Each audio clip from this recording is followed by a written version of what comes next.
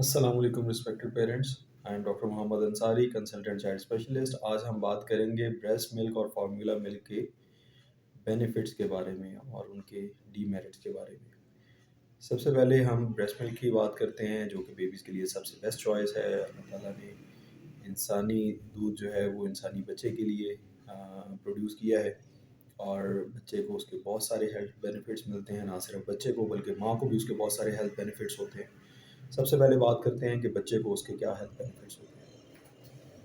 बच्चे को माँ के दूध के ज़रिए एक तो एडिक्वेट न्यूट्रिशन मिलता है, एक स्पीशीज़ स्पेसिफिक जो है उसे इंग्रेडिएंट्स मिलते हैं जो उसके लिए ज़रूरी होते हैं। फिर उसको इम्यूनोग्लोबुलिन्स मिलते हैं। ये ऐसे मादे होते हैं जो कि बच्चे के खून में जाके उसे मुहलक बीमारियों से बचाते हैं। ऐसी सारी बीमारियाँ जो माँ को हुई होती हैं, वो माँ के दूध के रास्ते उसके खिलाफ जो एंटीबॉडीज़ होते हैं, जो हिफाज़त होती है, वो बच्चे को ट्रांसफ़र होती है। इसके साथ बच्चे को माँ के दूध से जो लैक्टोफेरिन मिलता है, जो कि आयरन वाली प्रोटीन है, जिसमें आयरन होता है, वो बहुत अच्छी तरह से जज़ब होता है माँ के दूध से बच्चे के जिस्म में, और बच्चे को आयरन की कमी होने के इम्कानात कम होते हैं बनिस्बत इसके कि बच्चा बकरी, भैंस या गाय का दूध ले रहा हो। माँ को अगर खुद से खून की कमी हो तो फिर तो इम्कानात उतने ही रहते हैं जितने कि बकरी, भैंस या दूध के से हो। लेकिन अगर माँ को आयरन की कमी ना हो तो फिर बच्चे में खून की कमी के इम्कानात जो हैं वो कम हो जाते हैं। इसी तरह विटामिन डी, कैल्शियम अगर माँ में कमी ना हो तो बच्चे को भी इसकी कमी के इम्कानात कम होते हैं। ऑल्दो किसी भी किस्म के दूध में एक्सेप्ट फार्मूला मिल्क, किसी भी किस्म का दूध बच्चा ले रहा हो तो इसे vitamin D, iron, folic acid additional amount में चाहिए होता है, ताकि उसके खून का जो बनना है वो ठीक रहे, यानी उसमें खून की कमी ना हो बच्चे में। फिर बच्चे के दूध से माँ को मैक्रोफेजेस जो है वो जाते हैं, जो कि बच्चे के अंदर हिफाजती जो है अवामल सरअंजाम देते हैं। इन मैक्रोफेजेस को आम तौर पे जो लो क्वालिटी की लैब्स होती हैं, हल्की लैब्स होती हैं, वो इनको पस सेल्स के तौर पे डिटेक्ट करती हैं और कहती हैं कि जो पस सेल आ गए ब्रेस्ट मिल्क में पस सेल्स हैं, तो आप प्लीज़ बच्चे को दूध ना पिलाएं। ये बहुत बड़ी मिसअंडरस्टैंडिंग है, प्लीज़ ऐसा मत करें। मेरी सब जो है वो लैब वाले भाइयों से ये गुजारिश है, सब जूनियर फिजिशियन से ये मेरी रिक्वेस्ट है कि प्लीज़ ऐसा नहीं करें। जो मैक्रोफेजेस और जो उसमें वाइट ब्लड सेल्स आप ब्रेस्ट मिल्क में पाए जाते हैं, they are healthy for the baby, they are not pus cells. Please उनको पस सेल्स ना डिक्लेयर करें। फिर इसके अलावा जो बेबी को दूध मिलता है माँ की तरफ से, उसके अंदर बहुत सारी मज़ीद प्रोटीन्स और मादे ऐसे पाए जाते हैं जिसे हम इम्यूनोग्लोबुलिन कहते हैं, जो कि बच्चे की आंतों के साथ या बच्चे के मुंह के अंदर जरासीम को स्टिक होने से रोकते हैं। फिर बच्चे, क्योंकि पाकिस्तान जैसे मुल्क में हम आलूदा पानी पीते हैं, हम कंटेमिनेटेड वाटर पीते हैं, तो इसहाल होने के चांसेस बहुत ज़्यादा हो जाते हैं अगर बच्चा माँ के दूध पे नहीं हो तो। अगर बच्चा माँ के दूध पे है तो फिर उसमें इसहाल होने के, उसमें नमूनिया होने के, उसको रेस्पिरेटरी ट्रैक इन्फेक्शन यानी फेरिंजाइटिस होने के या फ्लू होने के इम्कानात बहुत कम हो जाते हैं।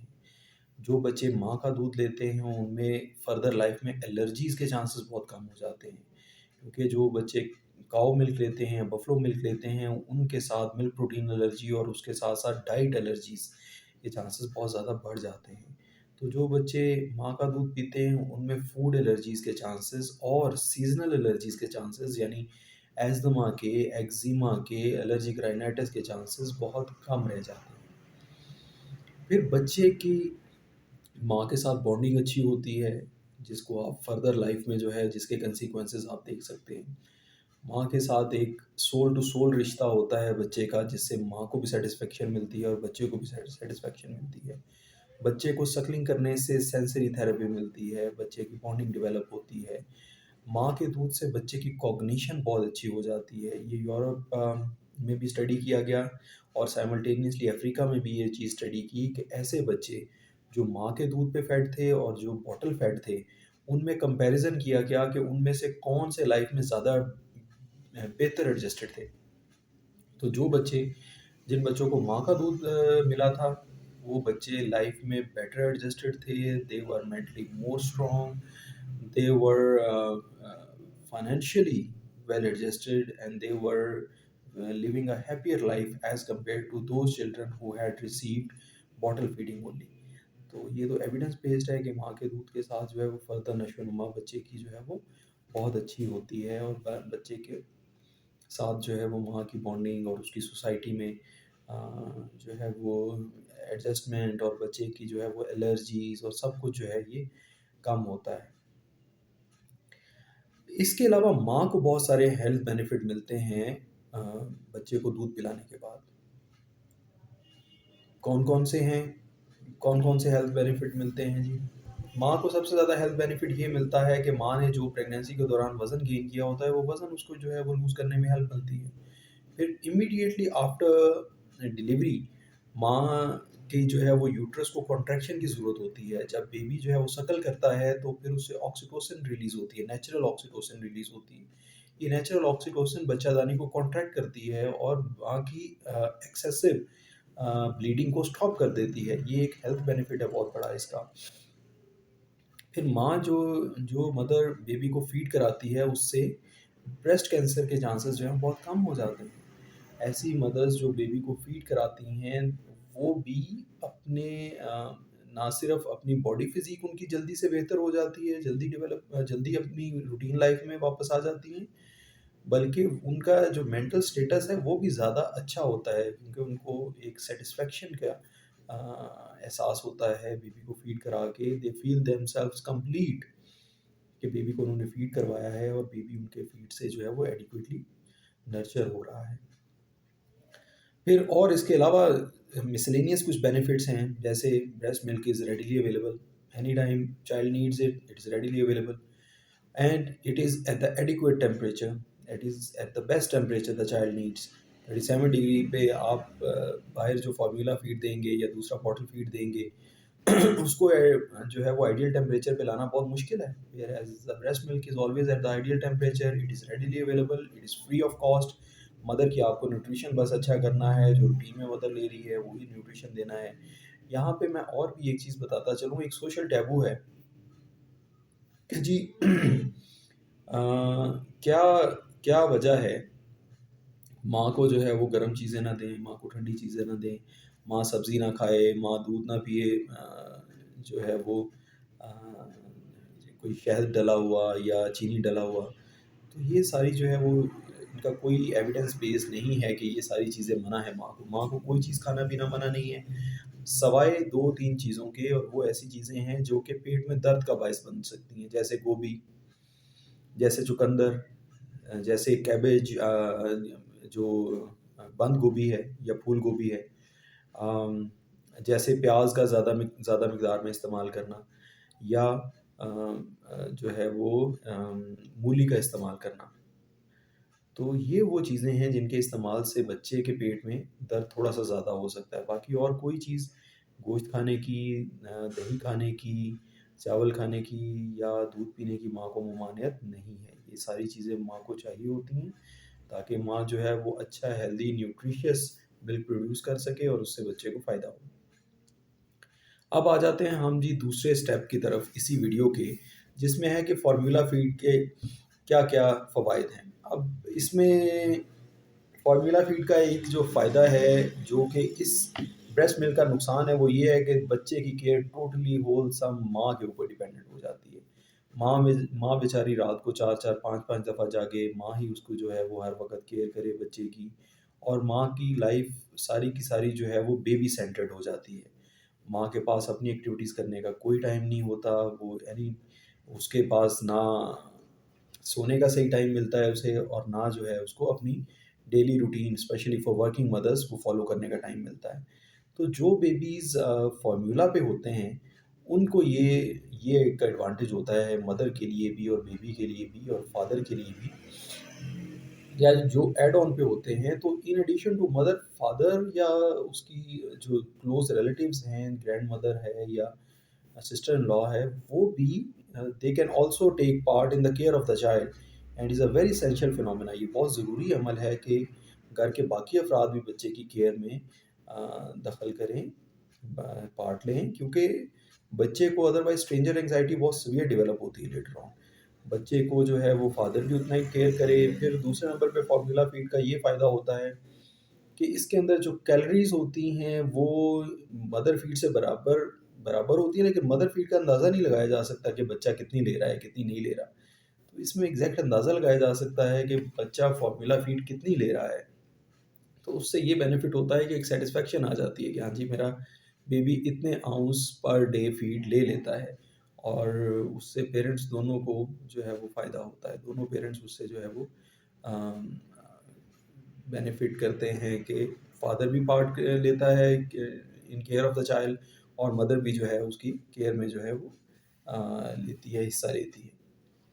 फिर इसके साथ साथ साथ जो और बेनिफिट है फार्मूला फीड का, उसमें ये है कि माँ जो है वो कुछ भी ले सकती है। माँ को कोई प्रॉब्लम नहीं है। अगर अगर माँ जो है वो चाहे कैबेज ले, चाहे रेडिश ले, चाहे वो चुकंदर खाए, उसे कोई मसला नहीं है, क्योंकि उसको ये फ़िक्र नहीं करने की ज़रूरत कि जी बेबी को जो है इसकी वजह से पेन एब्डोमेन होगा, या मदर को मेडिसिन ले रही है खुदा ना खास्ता, तो मदर जो है वो फ्रीली अपनी मेडिसिन जो है वो ले सकती है, क्योंकि उसे पता है कि मेरी मेडिसिन जो है वो बेबी तक नहीं पहुंच रही है। तो ये इसका जो है एक और बहुत बड़ा एडवांटेज है। Baby can be fed any time by anybody.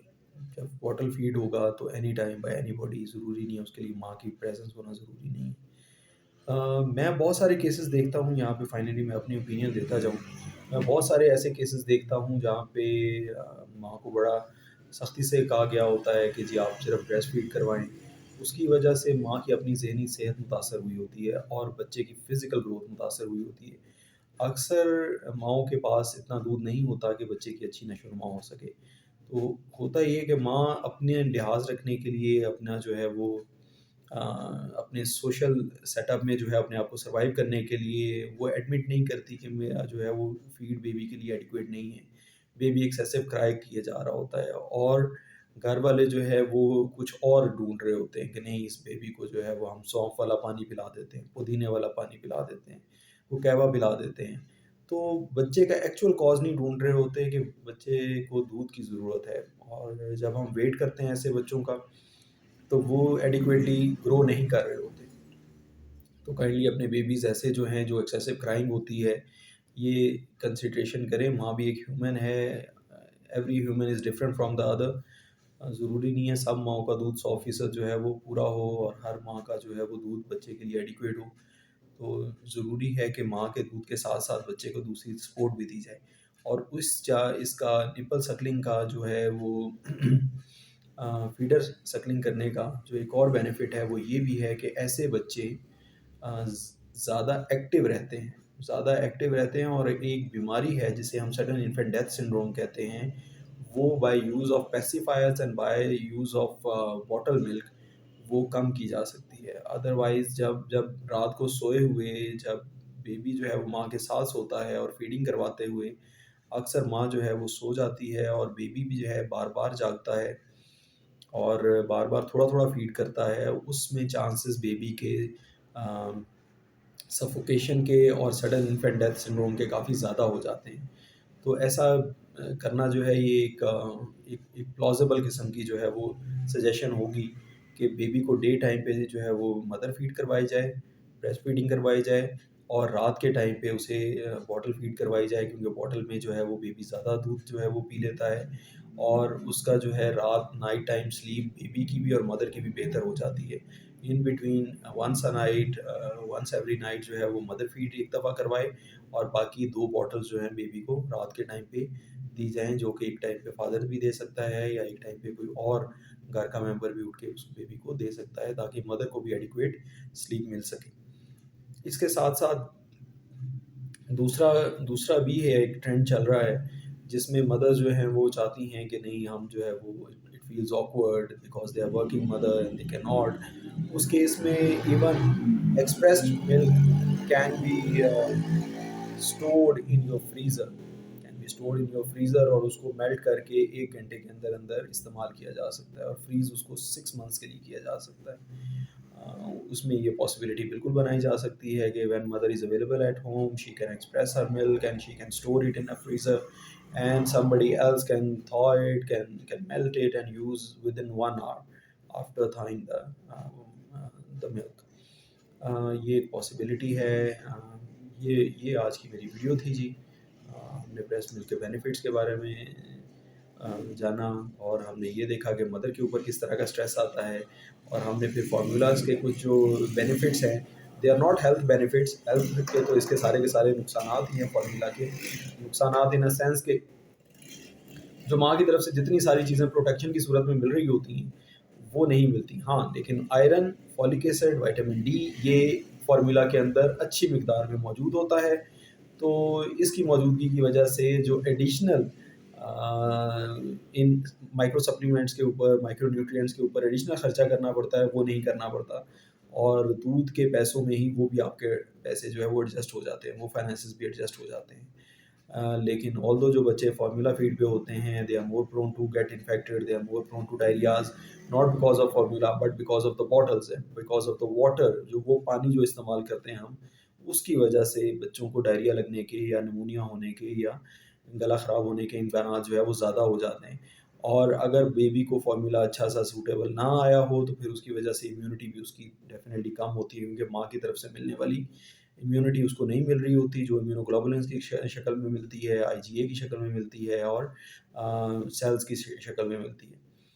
तो ये सारी आज की मेरी गुज़ारिशात हैं। अगर आपको कोई इसमें क्वेरी हो, कोई सवाल हो, कोई सजेशन हो तो काइंडली कमेंट ज़रूर कीजिएगा, मैं इंशाल्लाह आंसर करूँगा। Thank you very much. अस्सलाम वालेकुम।